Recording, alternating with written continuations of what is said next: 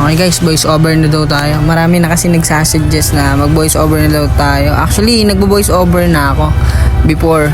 Kaso hindi ko siya natutuloy-tuloy kasi medyo busy rin. May work din kasi ako. So, eto ngayon na lang ulit nakapag-video or nakapag-edit ulit ng mga ganito. Pero, ayun, dito kasi marami nagsasabi puro mayhem lang daw, ganyan. Hindi nyo nakikita yung iba. Pero maraming nagsasabi na sa mayhem lang daw ganun yung galawan ko. Pero eto, papakita ko sa inyo yung buong game namin, 'di ba? Anong nangyari dito pre? Eto yung Leslie, ewan ko bakit nasa XP lane. Yung pala ang ginawa nilang gold lane, yung Harit.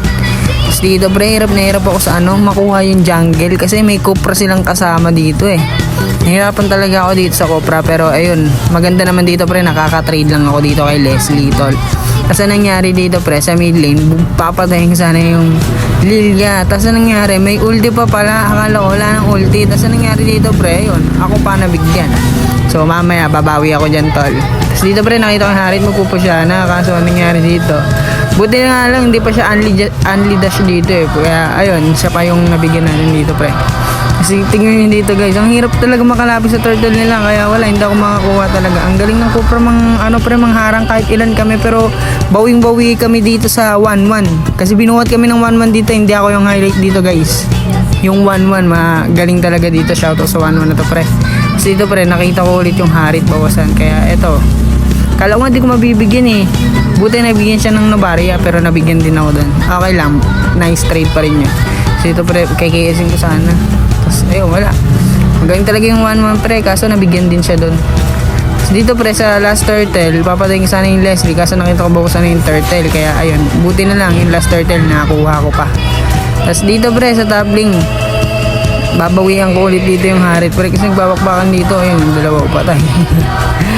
Ayun, napasabi na naman kasi yung Harit pre. Tapos dito tol, hindi ko sana napapansin yung Alu. Buti na lang nabigyan ko pa rin yung Lilia dito pre, kahit na ko nung Cupra. Walang hirap talaga magpani pag may Cupra pre.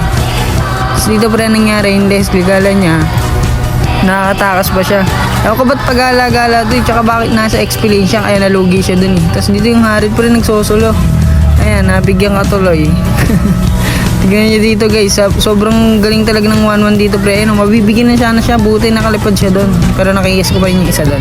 Sakita ko yung Leslie pre, magpupush. Tapos tingnan mo, ang nangyari dito pre, paglalaro ko sana siya kasi pang kukontent ko, pang reels sana.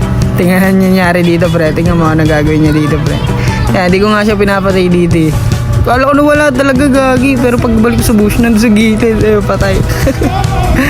Buti na nabigyan pa rin natin siya doon. Tapos dito pre, nangyari pre, nabigyan ko yung Alu. Grabe na yung damage ko doon tol.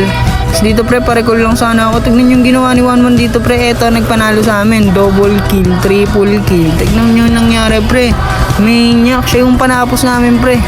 Binuhat niya kami dito tol. Shoutout sa 1-1 na to pre, malakas.